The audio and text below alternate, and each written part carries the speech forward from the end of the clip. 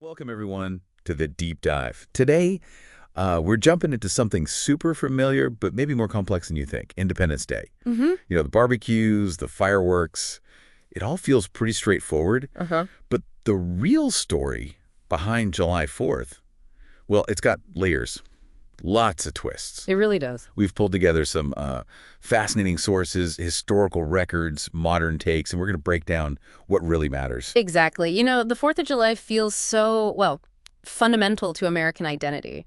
But how it actually became the holiday we know, how it's changed, that's where the really interesting stuff is. Yeah. Our goal here is basically to sift through all that, pull out the key insights, and give you a much richer picture than just, the standard story. Absolutely. Mm. So here's a question for you listening. What do you think you know about the 4th? Like, what was the actual date the colonies legally cut ties? Mm-hmm. Or when did most of the founders really sign the Declaration? Get ready, because there's some genuine surprises here. Yeah. We think you'll walk away seeing it a bit differently. Let's dive in. Okay, so first off, probably the biggest misconception is about the exact moment of independence. The key thing to grasp is, the legal separation. That actually happened before July 4th. Yeah. On July 2nd, 1776, that's when the Second Continental Congress voted for Richard Henry Lee's resolution for independence. That was the formal act, the legal break from Britain. July 2nd. So technically speaking, from a legal perspective, July 2nd is really the nation's birthday. Wow. Okay, July 2nd. That's probably news to a lot of people, myself included. So John Adams, he wrote to his wife Abigail, right? On July 3rd. He did. And he predicted the second day of July would be the big one, celebrated with parades, fireworks, all that stuff. Exactly. He totally nailed the type of celebration. Just missed the date by 2 days. So why the 4th then? Why did that become the day? Well, after they voted for independence on the 2nd, Congress immediately turned to the Declaration of Independence, Jefferson's document. Right, the explanation. Exactly. It was the why. They spent time debating it, tweaking the words, and finally approved that document on July 4th. Ah, okay. And because July 4th was the date printed right there on the Declaration, the big public announcement people naturally started celebrating that date, not the closed-door vote on the 2nd. That makes sense, the public-facing moment. Mm-hmm. But, okay, the signing. I always picture them all lining up on July 4th, quill pens scratching. Is that how it went down? That's another layer. It gets even fuzzier there. Yeah. Jefferson, Adams, Franklin, they all wrote later that they signed it on the 4th. But most historians now, they generally agree that the majority of delegates didn't actually sign until almost a month later. August 2nd, 1776. August 2nd. Seriously. Cheers. Okay, so we've got July 2nd for the vote, July 4th for adopting the Declaration's text, and August 2nd for most of the signatures. Wow. Mm-hmm. That really changes the picture. It's not just about dates, is it? It shows how memory and symbolism kind of simplify things. The power of that declaration document just overshadowed everything else. Precisely. It really speaks to the power of a public statement.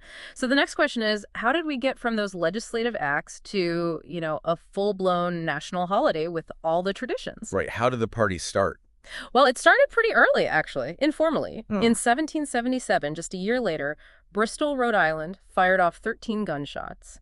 Philadelphia had a big dinner, toasts, more 13-gun salutes, one for each state, speeches, music, fireworks. The whole shebang, basically. Pretty much. Ships in the harbor were decorated in red, white, and blue. And didn't Washington do something for his troops? I remember reading that. Yeah. In 1778, George Washington gave his soldiers a double ration of rum for the 4th. Very practical. Huh. I bet that was popular. And even overseas, right? Adams and Franklin held a dinner in Paris. They did. Shows that international recognition, or at least celebration among Americans abroad, started early too. But, formal recognition took a while. Massachusetts was the first state legislature to make it official in 1781. Okay, state level first. Right. And Salem, North Carolina, claims the first public event back in 1783 with a whole music program. But federal recognition, that was much later. How much later are we talking? A long time. Congress didn't make Independence Day an unpaid holiday for federal workers until 1870. 1870. Wow, nearly a century later. Unpaid, too. Unpaid, yeah. And it didn't become a paid federal holiday until, get this, 1938. 1938. That's surprisingly recent for something that feels so timeless. It really is. It's a good reminder that even our biggest traditions evolve and take time to become, official. So, okay, from rum rations and cannons to paid time off, that's quite the journey. Today, we know the staples. Picnics, barbecues, family get-togethers, parades in the morning, and, of course, fireworks everywhere. Red, white, and blue, everything. But you mentioned something earlier, a tradition that's kind of disappeared. Yes. This one is fascinating. It's largely gone now, but especially in New England, there was this huge tradition of night before celebrations, July 3rd. Night before, what did they do? Towns would compete to build these massive pyramids out of barrels and casks, stacking them super high. Like bonfires. Exactly. Huge bonfires. They'd light them at nightfall on July 3rd to kick off the holiday. Some reports from Salem, Massachusetts talk about pyramids with 40 tiers of barrels, immense structures. 40 tiers. That's incredible. I had absolutely no idea about that. Why did that stop?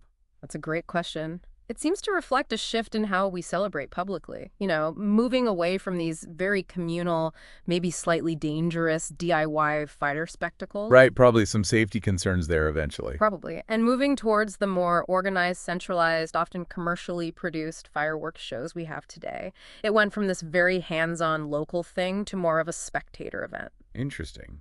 A shift from participation to observation, maybe. Sort of, yeah. A few towns in the Northeast still do it, apparently, but it's mostly forgotten, which is a shame. It sounds quite dramatic. It really does.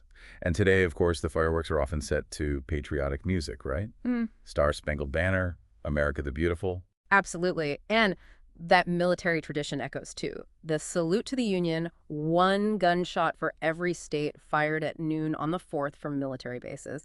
That's a direct link back to those original 13-gun salutes. It all connects. And the scale now is just enormous. You mentioned New York's Macy's display. Yeah, it's the biggest. Back in 2009, they used over 22 tons of pyrotechnics. Tons. Unbelievable. Yeah. And major shows everywhere else, too.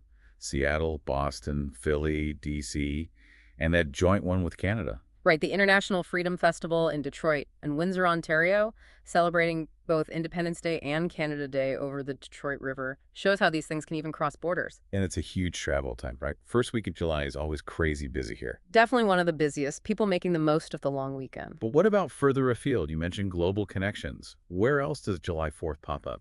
Well, the connections are often tied to specific historical events. Look at the Philippines. They celebrate July 4th as Republic Day. Yeah, it marks the day in 1946 when the U.S. formally recognized their independence. The U.S. deliberately picked July 4th. For a while, it was the Philippines' Independence Day. Oh, interesting. But in 1962, they moved their Independence Day celebration to June 12th, which commemorates an earlier declaration against Spain. So July 4th became Republic Day in '64.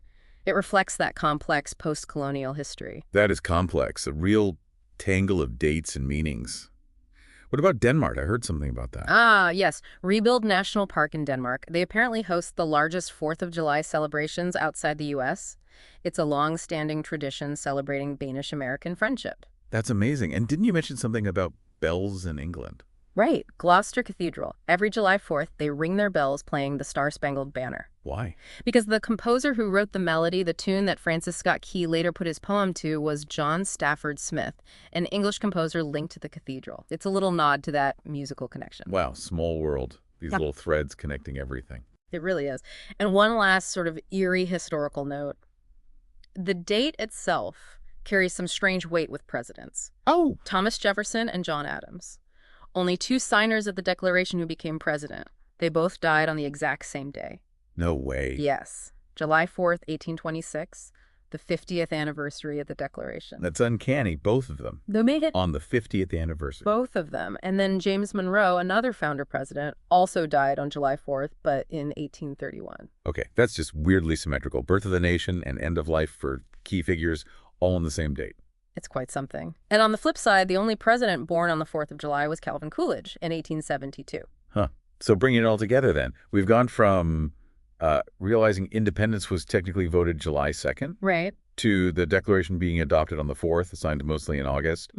To seeing celebrations grow from gun salutes and, incredibly, those bonfires. Yeah, the bonfire. To massive fireworks shows and barbecues today. Plus these global echoes in places like the Philippines and Denmark and these strange presidential coincidences. It's a lot more packed than just fireworks, isn't it? Absolutely. This whole deep dive really maps out that evolution, doesn't it? From those early, maybe more raw local celebrations to this huge, federally recognized holiday. Some things stick, like parades and fireworks. Others, like the bonfires, fade away. Yeah. It's like watching a national identity being built and reshaped over time.